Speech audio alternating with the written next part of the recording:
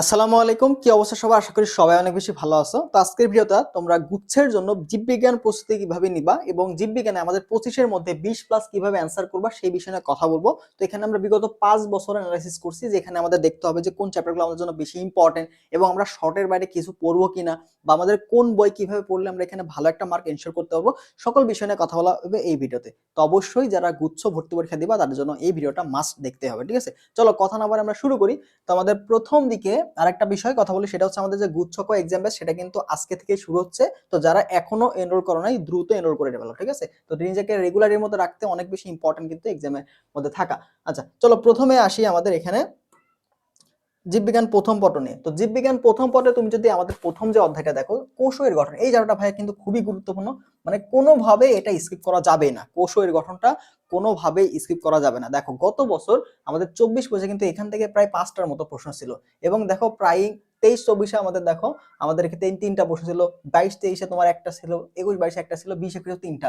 তার মানে এই চ্যাপ্টারটা কিন্তু আমাদের প্রত্যেক বছর আসে এবং সর্বোচ্চ বেশি সংখ্যক কিন্তু প্রশ্ন এখান থেকে আসে। দেখো আমাদের বিগত 5 বছর কতগুলো প্রশ্ন আসছে, তার মানে এই চ্যাপ্টারটা আমাদের জন্য কিন্তু আসলে অনেক বেশি ইম্পর্টেন্ট। এই চ্যাপ্টারটা আমাদের জন্য খুবই ভালো ভালো করে ফোকাস করতে হবে। তো এখানে কোশ্চেন ব্যাংকগুলো তুমি অ্যানালাইসিস করবা, কোন টপিকগুলো থেকে বেশি প্রশ্ন সেগুলো দেখলেই কভার হয়ে যাবে। এরপর আসো কোষ বিভাজন। দেখো কোষ বিভাজন থেকে আমাদের 24-25 একটা প্রশ্ন ছিল, 23-24 একটা ছিল, 22-23 দুইটা ছিল, 21-22 একটা ছিল, এবং 20-21-এ তিনটা প্রশ্ন ছিল এখান থেকে। তো কোষ বিভাজন থেকেও আমাদের দেখো প্রত্যেক বছরই কিন্তু প্রশ্ন আসে গুচ্ছতে, একটা হোক দুইটা হোক প্রশ্ন কিন্তু মাস্ট আসছে। তার মানে এই চ্যাপ্টারটা আমাদের বাদ দেওয়া যাবে না। তো এখানে যে কোষ বিভাজনের ধাপগুলো আছে, ধাপে যে বেশি ইউনিক বৈশিষ্ট্যগুলো আছে সেগুলো তোমার মাথায় রাখতে হবে।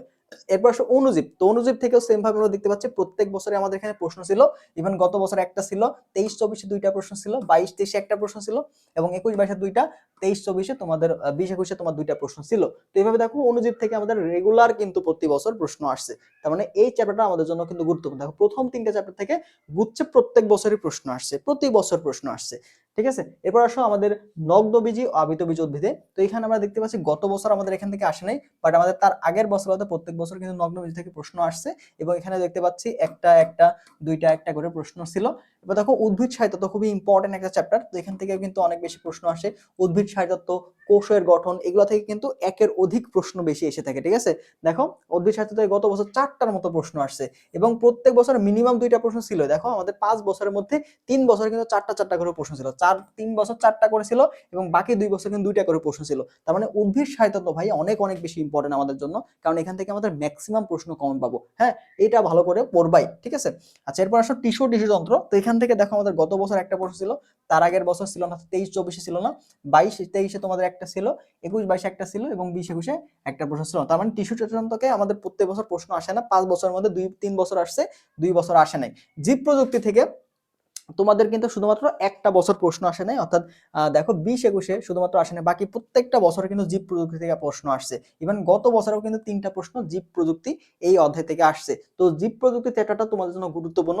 এখানে আমাদের বেশ কিছু সহজ প্রশ্নগুলাই আসে, তুমি জাস্ট কোশ্চেন ব্যাংকটা অ্যানালাইসিস করো, মেইন বই থেকে ইম্পর্টেন্ট পার্টগুলো পড়লেই দেখবা যে এই চ্যাপ্টারগুলো বা প্রথম পত্র সবগুলাই তোমাদের কাছে ক্লিয়ার হয়ে যাবে, ঠিক আছে? দেখো এখানে গত বছর 3টা প্রশ্ন ছিল, 23-24-এ একটা ছিল, 22-23-এ তোমার 3টা ছিল, 21-22-এ 3টা ছিল। তার মানে এখানে আমাদের 4 বছর যে প্রশ্ন আসছে তার মধ্যে 3 বছর 3টা করে প্রশ্ন আসছে। এরপরে কোষ রসায়ন থেকে তোমাদের শুধুমাত্র 22-23-এ প্রশ্ন ছিল, এবং হচ্ছে 20-21-এ যখন শর্ট সিলেবাসের বাইরে প্রশ্ন আসতো এখন আসতো। কোষ রসায়ন থেকে জাস্ট আমাদের যে বিগত বছরের যে প্রশ্নগুলো আছে সেগুলো টাইপ থেকে পড়লেই হয়ে যাবে। শৈবাল ছত্রাক থেকে তোমার গত বছর একটা প্রশ্ন ছিল, ঠিক আছে? তার আগের বছরগুলোতে কোনো প্রশ্ন আসে নাই শৈবাল ও ছত্রাক থেকে। ওকে, আচ্ছা। তো পরবর্তীতে আমাদের চলে যাই। দেখো পরবর্তীতে আমরা একটু আমাদের এক্সাম ব্যাচ নিয়ে একটু কথা বলি। তো আমাদের এক্সাম ব্যাচটাতে আমাদের কি কি দেখছো? তো আমাদের দেখো এক্সাম ব্যাচগুলোতে তোমরা এখানে অধ্যায় ভিত্তিক আর্কাইভ এক্সাম কিন্তু 70 পাস পাওয়া। তো এক্সামটা কিন্তু আজকে থেকে শুরু হচ্ছে আমাদের। আজকে থেকে আমাদের এক্সাম শুরু হচ্ছে, রাত 8টা থেকে আমাদের প্রথম এক্সাম শুরু। তো যারা এখনো ভর্তি হও নাই, রেগুলারটি মেইনটেইন করতে পারতেছো না, তাদের জন্য কিন্তু এক্সাম ব্যাচটা অনেক বেশি হেল্প করবে, ঠিক আছে? তো দেখতে পাচ্ছ আমাদের কিন্তু প্রথম 200 জনের জন্য ফি 299 টাকা। তো অলরেডি আমাদের কিন্তু 140 জন ভর্তি হয়ে গেছে, তো 60 জনের মতো আর এখানে কিন্তু সুযোগ পাবে, ঠিক আছে? তো এই বিষয়টা মাথায় রাখবা। তো এখানে কিন্তু আমাদের দেখো এক্সামের ডিটেইলস গুলো, অধ্যায় ভিত্তিক তুমি 50টা পাচ্ছ, পেপার ফাইনাল 10টা পাচ্ছ, সাবজেক্ট ফাইনাল 5টা পাচ্ছ, গুচ্ছ স্ট্যান্ডার্ড ফাইনাল মডেল টেস্ট পাবা 10টা, এছাড়া ভার্সিটি ক প্রশ্ন ব্যাংক সলভ এক্সেসটা পাচ্ছ, 5টি গুচ্ছ মোস্ট ইম্পর্টেন্ট যে এমসিকিউ শর্ট এটাগুলো পাচ্ছ। এবং গুচ্ছর যে বিগত 5 বছর, ঠিক আছে, গুচ্ছের বিগত 5 বছর যে প্রশ্ন, গুচ্ছর বিগত 5 বছরের প্রশ্ন সলভ ক্লাস তুমি এখানে পাবা, ফিজিক্স, কেমিস্ট্রি এবং ম্যাথ, ঠিক আছে। এই 3 বছরের এই 3টা সাবজেক্ট গুচ্ছের যে বিগত 5 বছরের গুচ্ছ হলো তাদের যে প্রশ্ন ব্যাংক সলভ ক্লাস সেটা কিন্তু এক্সাম বেসটা পাচ্ছ, অর্থাৎ ক্লাসও পাচ্ছ, এক্সামগুলো দিতে পারবা। তো যারা ভর্তি হতে চাও তারা আমাদের হোয়াটসঅ্যাপ নাম্বারে দ্রুত যোগাযোগ করো, কারণ আজকে থেকে শুরু হচ্ছে, দেরি করলে ভাই তুমি রুটিনটা ফ্লো ধরতে পারবা না, দিন শেষে তোমার জন্য কিন্তু বিপদ হয়ে যাবে। তো যারা এখনো, ফিটাও কিন্তু হাতের নাগালে আছে, এমন না যে আমরা অনেক বেশি ফি নিচ্ছি, 2 মাস 10 দিনের মতো কিন্তু কোর্স একদম রেগুলার চলবে। তো 2 মাসের জন্য ফিটা কিন্তু খুবই নগণ্য, ঠিক আছে। তো এটা মাথায় রাখবা। তো হোয়াটসঅ্যাপে দ্রুত যোগাযোগ করে ভর্তি হয়ে যাও। এরপর আসো আমাদের দ্বিতীয় পত্র। তো দ্বিতীয় পত্র থেকে আমরা দেখতে পাচ্ছি আমাদের এখানে প্রাণীর শ্রেণীবিন্যাস। তো এখান থেকে দেখো মোটামুটি প্রশ্ন আসে, প্রাণীর পরিচিতি থেকে প্রশ্ন আসে নাই গত বছর, ঠিক আছে। তো এই যে ধরটা পানির শ্রেণীবিন্যাস থেকে প্রতি বছরে আসছে, বাট 21-22 শুধু আসে নাই, এদিকে 20-21 আসেন। তো এই চ্যাপ্টারটা পড়বা, দ্বিতীয় পত্রে এই চ্যাপ্টার থেকে প্রশ্ন আসে। প্রাণীর পরিচিতি এখান থেকে দেখো 23-24 3টা প্রশ্ন ছিল, 22-23 3টা প্রশ্ন ছিল, 21-22 2টা এবং 20-21 কিন্তু একটার মতো প্রশ্ন ছিল। তার মানে প্রাণীর পরিচিতিটা কিন্তু তোমার জন্য ইম্পর্টেন্ট, কারণ এখানে অনেকগুলো টাইপ আছে, হাইড্রা আছে, ঘাসফড়িং আছে, রুই মাছ আছে, 3টা বিষয়, তো একটা করে আসলেও কিন্তু 3টা প্রশ্ন চলে আসে। এবার দেখো পরিপাক শোষণ, এটা কিন্তু আমাদের দ্বিতীয় পদের জন্য খুবই গুরুত্বপূর্ণ, কারণ পরিপাক শোষণ থেকে দেখো এখানে 2টা প্রশ্ন ছিল, 23-24 2টা প্রশ্ন ছিল, 22-23 2টা ছিল, 21-22 2টা ছিল। তো এই পরিপাক শোষণ থেকে কিন্তু যখন প্রশ্ন আসে তখন 2টা করে প্রশ্ন আসে। দেখো শুধুমাত্র 20-21 আসে নাই, বাকি কিন্তু রিসেন্ট 4 বছরে কিন্তু প্রশ্ন আসে এবং 2টা করে মাস্ট প্রশ্ন আসে। এখানকার যে এনজাইম গুলা, কাজগুলা, সেগুলো থেকে কিন্তু ঘুরে ফিরে প্রশ্ন আসে।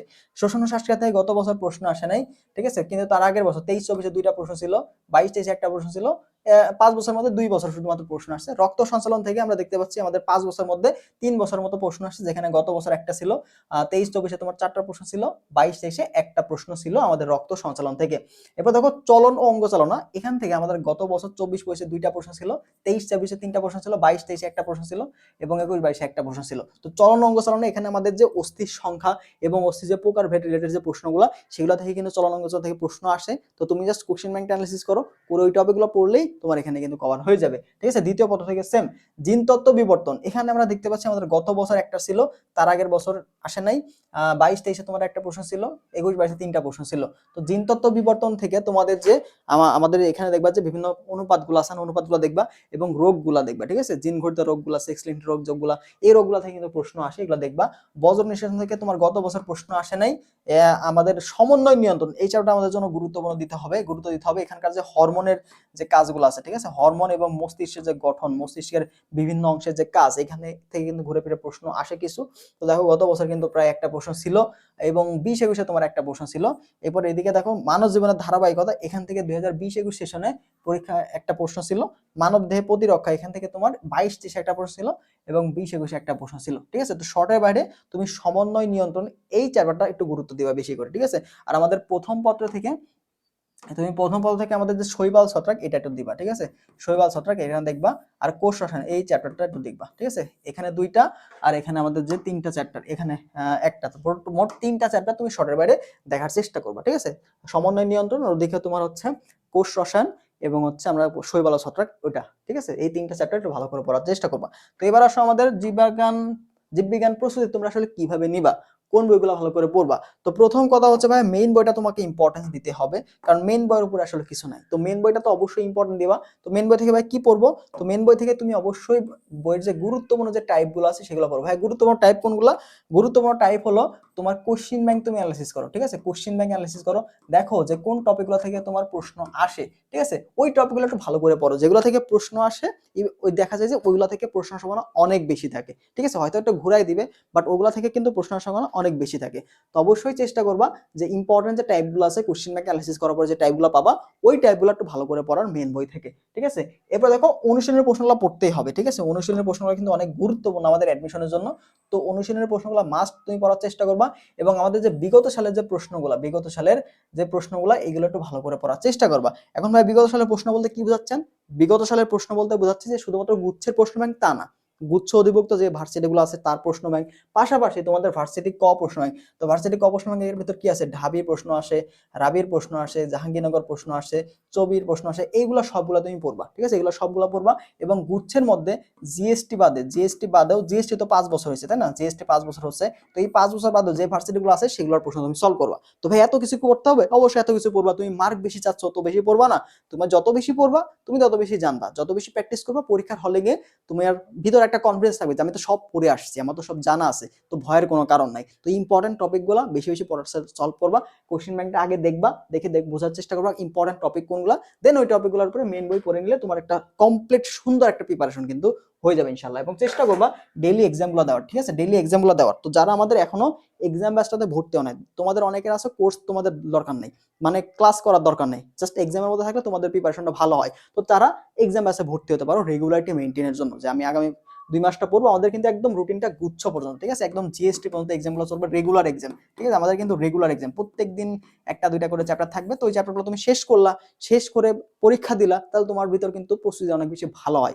ঠিক আছে। অ্যাটলিস্ট এক্সাম দেওয়ার জন্য তুমি কিন্তু পড়বা, আর এক্সামগুলো না দিলে কিন্তু আমরা এখানে ব্যান করে দিই, অর্থাৎ তুমি পরীক্ষায় বসবাই, ঠিক আছে, তোমাকে বাধ্য করা হবে এক্সামের জন্য দাও, ঠিক আছে, এটা মাথায় রাখবা। তো হোয়াটসঅ্যাপে যত করো ডিটেলস জেনে নেবা। এছাড়া তোমাদের যাদের হচ্ছে ক্লাস প্রয়োজন, যে ভাই আমাদের ফিজিক্স কেমিস্ট্রি এবং ম্যাথ এই 3টা বিষয়ের উপর আমাদের বেসিকে প্রবলেম আছে, কনসেপ্টের সমস্যা আছে, তাদের জন্য কিন্তু আমাদের এমসিকিউ বুস্টার কোর্স এই কোর্সটা রয়েছে। তো এখানে তোমাদের ফিজিক্স কেমিস্ট্রি ম্যাথের উপরে একদম টাইপ ওয়াইজ গুরুত্বপূর্ণ যে প্রশ্নগুলো সেগুলো সলভ করে দেওয়া হবে, যেগুলো গুচ্ছে আসার মতো ওই প্রশ্নগুলো টাইপগুলো আমরা কিন্তু এখানে সলভ করে দেবো। অনেক প্রশ্ন, একটা অধ্যায়ের প্রায় 50 থেকে 60টার তারও বেশি কিন্তু প্রশ্ন সলভ করে দেবো ইনশাল্লাহ, ঠিক আছে। এরপরে হ্যান্ড ক্যালকুলেশন, কনসেপ্ট ক্লিয়ারের দিকে আমরা বেশি করে ফোকাস রাখবো।